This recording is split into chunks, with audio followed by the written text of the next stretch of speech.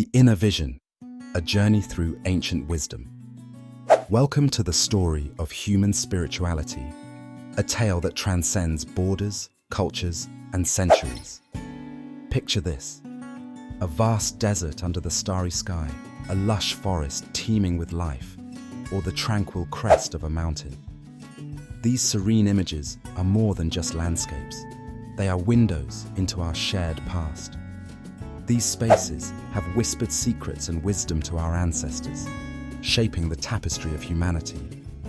Today, we take a journey, not through space, but through time and philosophies. Let us together explore the miracle of an inner vision.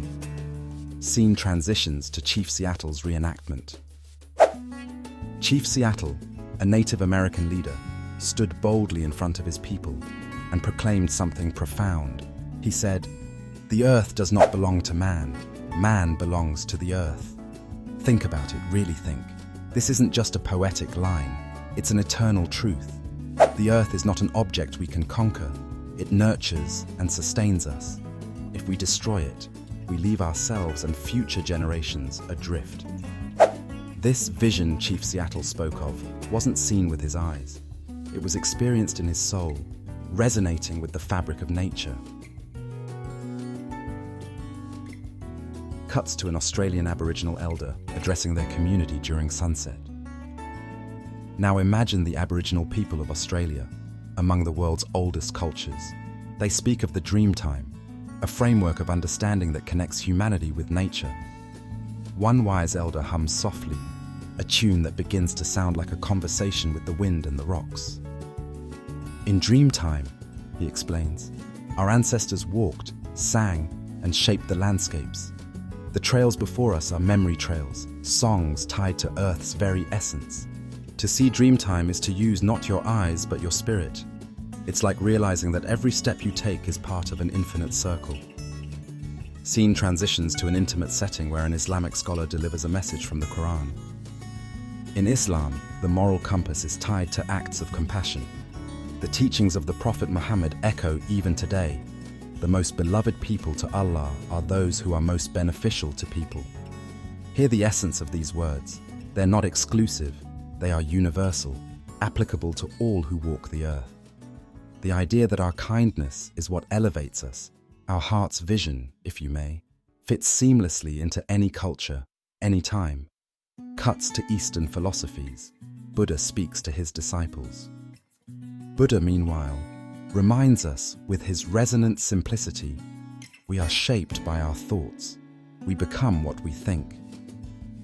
Have you ever stopped to consider how your mind sculpts the world around you?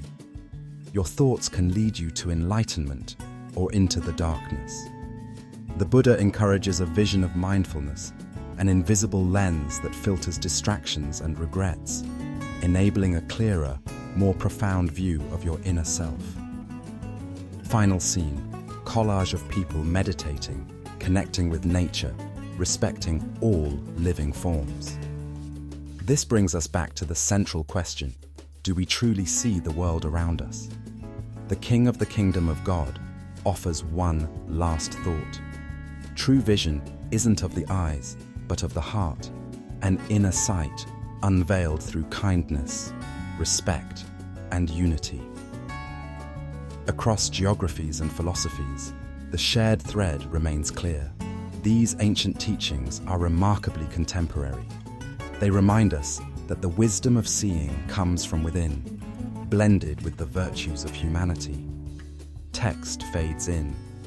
The Inner Vision, a journey through ancient wisdom.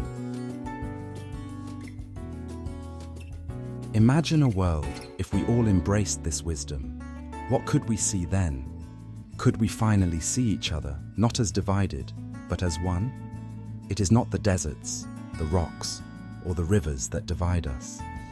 It is the stories we fail to share and understand. Let us strive for sight, not with mere eyes, but through our timeless, human-connected hearts.